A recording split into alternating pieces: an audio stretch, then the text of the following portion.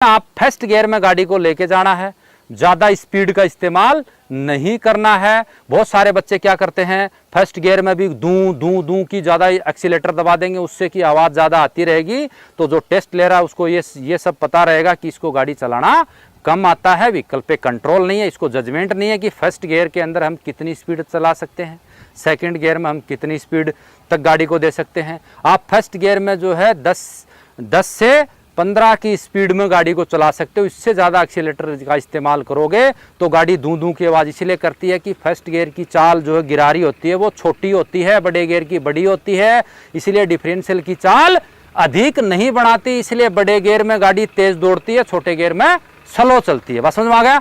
जब स्टॉप में यहाँ आप गाड़ी खड़ी कर दोगे, स्टॉप में यहाँ आप जब गाड़ी लेके आते हो तो आपको जैसे ये सामने की लाइन दिखना बंद हो जाती है, सामने की लाइन आपको दिखना बंद हो जाएगी, उस समय आप स्लो स्पीड में लेके आना, गाड़ी को रोक देना। कितना फासला रहेगा, 2 से 3 फुट का। वो कैसे पता चला सर? यूट्यूब से।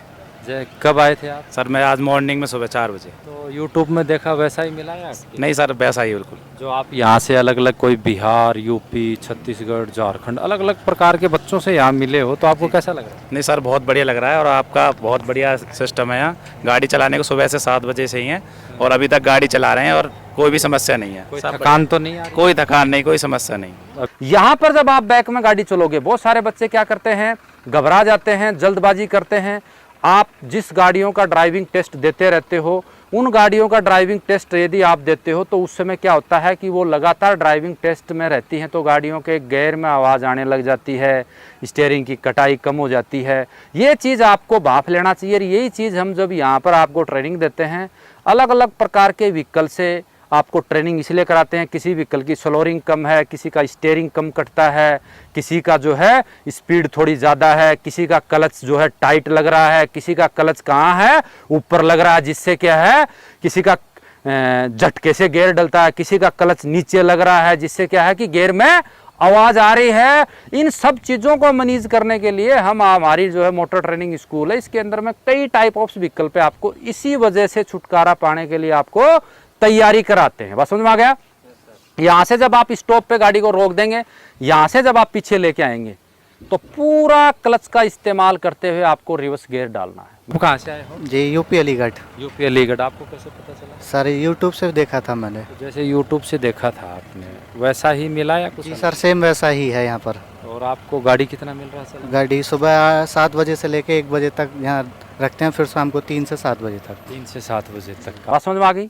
यहाँ से आपको यहाँ तक की दूरी तय करना है, या आपकी गैराज पार्किंग है, क्योंकि कोई भी डिपार्टमेंट होता है वो उसकी जो है अलग अलग टुकड़ियाँ होती हैं सेना की, जो अलग अलग क्षेत्र का अलग अलग इकाइयों में काम करती है। आप ड्राइवर से भर्ती हो गए तो आपको जो है ड्राइवर की टुकड़ी में शामिल यानी एमटी डिपार्टमेंट में ही रहना पड़ेगा। मोटर ट्रांसपोर्ट डिपार्टमेंट में तो मोटर ट्रांसपोर्ट डिपार्टमेंट की अलग से लोकेशन होगी, वहाँ पर गाड़ियों को खड़े करने के लिए क्या बने होते हैं, गैराज बने हुए होते हैं। क्या समझ रहे हो? गैराज बने होते हैं। यहाँ से यहाँ तक आपको एक गैराज पार्किंग का ही टेस्ट आपका हो जाता है। यहाँ से जब आप बैक में लेके गाड़ी को चलते हो तो बैक में गाड़ी को लेके जाते समय आपको 2 चीज़ों का, यहाँ पर आपको 3 चीज़ का इस्तेमाल करना है। कितनी चीज़ का इस्तेमाल करना है? 3 चीज़ का। यानी आपको दोनों तरफ के मिरर, लेफ्ट और राइट मिरर, क्योंकि एक ही साइड के मिरर में देखोगे तो गाड़ी तिरछी चली जाएगी। दोनों तरफ के मिरर को देखना है, साथ के साथ आपको बोनट पे देखना है, क्योंकि बोनट पे देखोगे तो आपकी गाड़ी तिरछी जा रही है या सही जा रही है। ये बोनट पे देखने से आपको पता चल जाएगा कि मेरी गाड़ी तिरछी जा रही है या मेरी गाड़ी सीधी जा रही है। यहाँ से लेके यहाँ पर आपको गाड़ी को पार्किंग कर देना है। जब गाड़ी को यहाँ पर आप पार्किंग करोगे तो यहाँ पर आपको कितनी दूरी पे खड़ा करना चाहिए, यही बात आ गई ना।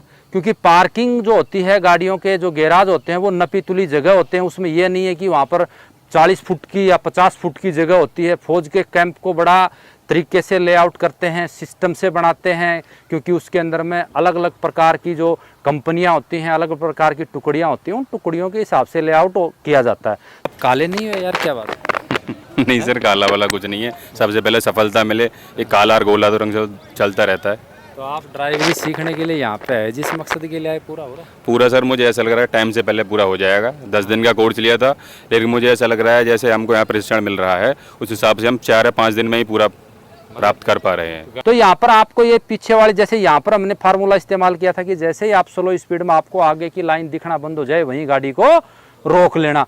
यहाँ पर आने के बाद आपको क्या करना है, ड्राइवर साइड हमेशा चालक को सबसे बढ़िया आसान होता है ड्राइवर साइड की एल पार्किंग, ड्राइवर साइड की टी पार्किंग, ड्राइवर साइड का जेड। क्यों होता है कि हमारी जो है साइड मिरर जो है, साइड मिरर हमारे सबसे नजदीक होता है, तो हमें बिल्कुल साफ दिखाई देता है। इसका कारण है जो ये शीशे होते हैं, ये शीशे जो है बीच से उभरे हुए इसलिए होते हैं कि ये दूर की वस्तु को नजदीक दिखाते हैं। इसमें जो प्रतिबिंब बनता है वो दो भागों में बढ़ता है। वस्तु का प्रतिबिंब मिरर में बनेगा और मिरर का बना हुआ प्रतिबिंब आंख के रेटिना में बनता है।